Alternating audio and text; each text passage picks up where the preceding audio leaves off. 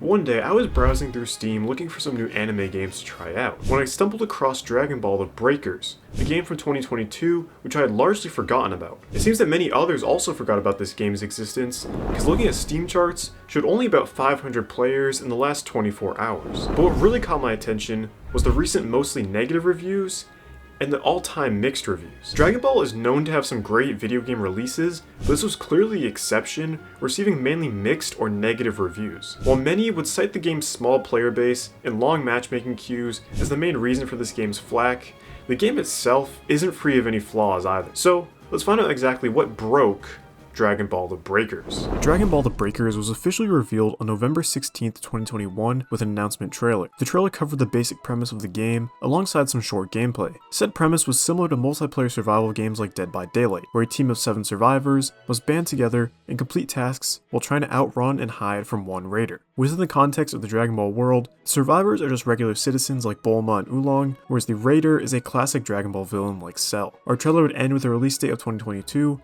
as well as an announcement for a closed beta. A week later, on November 24th, we would get a closed beta trailer that was actually just 11 minutes and 10 seconds of gameplay mechanics explanations and 5 seconds of beta information. Despite the lengthy explanation, many seem to like the concept of this game. Most Dragon Ball games are just fighting games, so it was a breath of fresh air to see a more creative take on the franchise. But at the same time, many were still skeptical, especially considering the quality of the graphics that we were seeing from this gameplay footage. The game would finally release just short of a year after its initial announcement on October 14th, 2022 for the Xbox One, PS4, Switch, and PC. Dragon Ball The Breakers received mixed reviews. IGN gave it a 5, and on Metacritic it sits at a 53 critic score and a 5.3 user score. In terms of player numbers, its all-time peak concurrent players on Steam was its launch week, with 4,057, before dropping to 1,981 by the end of the month. It didn't take long to reach sub 1,000 players, with 940 players the second to last week of November. Now, in September 2024, we see a daily average of around 700 players,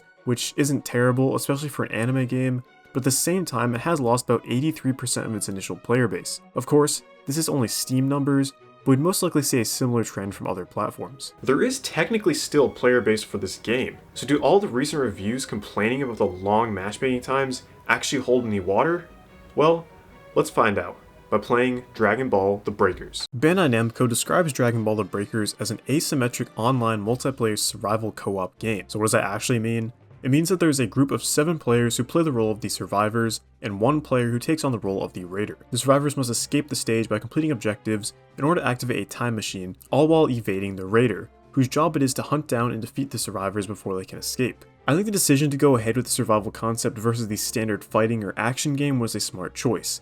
It's always nice to see developers experiment with other genres that don't normally fit anime games. But it's not all sunshine and rainbows, as they didn't do a very good job with this genre. Let's start by discussing the survivors' gameplay. You're able to create your own character or choose a pre-existing character as a skin, such as the early Dragon Ball Bulma and Oolong. The character creator is pretty standard and nothing special, but my main gripe with it comes from the costumes. The clothing categories are reminiscent of Dragon Ball Xenoverse, but you have to buy every piece of clothing and can't edit the colors, meaning you have to buy each colored piece individually. Now that wouldn't be terrible if there wasn't premium currency that's required for most items. Now you can't technically unlock premium currency by leveling up, but it's in trivial amounts in comparison to how much you can unlock by just simply spending real money. Moving on from character creation, you have further customization when it comes to skills and transfers characters. Let's start with skills, which are divided into active and passive skills. Active skills consist of different items and power-ups, such as grappling hooks and bounce pads. Passive skills are as the name implies, skills that are always active or conditionally active, such as an emergency transformation when attacked. Speaking of transformations, let's talk about transfers. As a survivor, you technically can deal damage to raiders using weapons found across the map or your default gun. But in order to deal substantial damage, a survivor can use a transfer, which allows them to temporarily transform into a super warrior and fight in a Xenoverse-esque battle against the raider. In order to transform, you must find energy across the map. The more you collect, the longer the transformation lasts. Depleting the raider's health to 0 does result in a victory for the survivors, but it's difficult to do so as your transformation is only temporarily active, and any damage taken reduces the transformation time. Now you may be asking, what characters can you transform into? Well, that's determined by the gacha system. That's right, The Breakers, a paid game by the way, does not only include a premium currency, but it also includes a gacha system. Rolling for the gacha can unlock both skills and transfer your characters. Now granted, the game is only $20, which is much cheaper than the market standard, but at that point, just make it free to play like My Hero Ultra Rumble. It'd encourage a larger player base and have a chance to garner even more profit because players would feel more incentivized to make in-game purchases on a free-to-play game rather than a paid game. Let's get back to the game and jump into the actual gameplay itself, still focusing on the survivor's point of view. For starters, the controls are actually abhorrent. My biggest problem is quite literally with the basic movement and camera controls. I don't really know how to explain this properly, but essentially, the movement isn't tied to one place in relation to the camera. You can move around in a circle without moving the camera, which means that the aiming reticle in the center of the screen isn't actually where you're aiming because you move free of the camera. This just makes everything disorienting as you're not actually looking where the crosshair is. Beyond the camera, the controls themselves just feel awful. It's incredibly floaty and everything feels weightless. This is obviously to make it fit with these expansive maps, but that doesn't mean it doesn't feel unpolished. Moving beyond the controls, like I said earlier, the objective is to escape from the raider, which can be accomplished by activating power keys around the map, which, once they're active, will allow you to activate the super time machine and escape the map. These keys are similar to the generators from Dead by Daylight, but with two clear differences, both making the breakers a lesser experience. In the breakers, you first need to find the power key before you can activate them. To make this simpler, the map has been divided into sections and lets you know whether a key has been found for each section. Once any of the players finds a power key for a section, any player, regardless of who found it, can activate that section's power key. And to activate the power key, you just simply hold down a button. Now let's compare it to Dead by Daylight. In Dead by Daylight, there are generators that you must activate in order to be able to open the escape gates. Here, there's no sectioned out map, but also no need to collect something before being able to activate each one. The other difference is that Dead by Daylight generators take longer, but require skill checks in the form of QuickTime events, meaning that you constantly have to be paying attention because missing a skill check will alert the killer to your location. I think Dead by Daylight handles this main objective mechanic much better. The skill checks feel like a natural challenge to prevent you from falling asleep while activating, as well as keeping you on your toes. But the fetch mechanic of the breakers feels like an artificial way to extend the game's runtime. I don't want to spend this whole video talking about Dead by Daylight, so I'll make my next and final comparison point here. The environments and maps of Dead by Daylight lend themselves much better to a casual experience of this type of game, whereas the Breakers just doesn't. Now what do I mean by that? Neither of these games are inherently scary, but Dead by Daylight is tense and suspenseful, which is what both of these games are going for. Of course, if you play competitively and you play a lot, then you probably won't feel any tension for either of these games, but for the casual player, you definitely can in Dead by Daylight, especially for new players. I certainly felt the suspense when I first started playing Dead by Daylight, as well as when I revisited it for this video. But the Breakers just never feels like that. And because of the environment, the maps, and the art style, Dead by Daylight is obviously styled after horror and slasher movies, so it's obviously going to lend itself better to a scary experience, especially in comparison to Dragon Ball's vibrant and lighthearted art style. In addition to just the overall vibrancy of the environment and the art style, the map design of Dead by Daylight also works better. In the Breakers, the environments are wide open and expansive. There are some buildings here and there, but they still feel massive with a plethora of open space. Compare that to Dead by Daylight and it's night and day. In Dead by Daylight, the maps are smaller and more condensed, featuring narrow hallways and buildings, creating a claustrophobic feeling like the killer could be around any corner. But in the Breakers, there's no feeling like that because the raiders are probably just flying in the sky looking down at the wide open fields and large mountains. The controls of each also match these two opposing designs. Dead by Daylight is slower and grounded, whereas the Breakers is quicker and floaty. Now, there's nothing wrong with doing things different. Clearly, the Breakers want to feel and look like Dragon Ball from a normal citizen's perspective, which it kind of does. But if the genre's casual audience hinges on the suspense factor, then maybe choose a different genre that would lend itself better to the source material. I've ranted for too long about this. Let's move on to the Raider now. The Raider's job is to stop their survivors by escaping and completing their tasks by killing them all. Now, Raiders can't be unlocked with the gacha system. They have to be bought with the premium currency, which again can be unlocked in-game, but is much quicker to just buy. Now, in the game itself, Raiders start in their first form and will evolve into stronger forms as the game progresses. I do like this mechanic. I think it's a good incentive for the survivors to want to work quicker.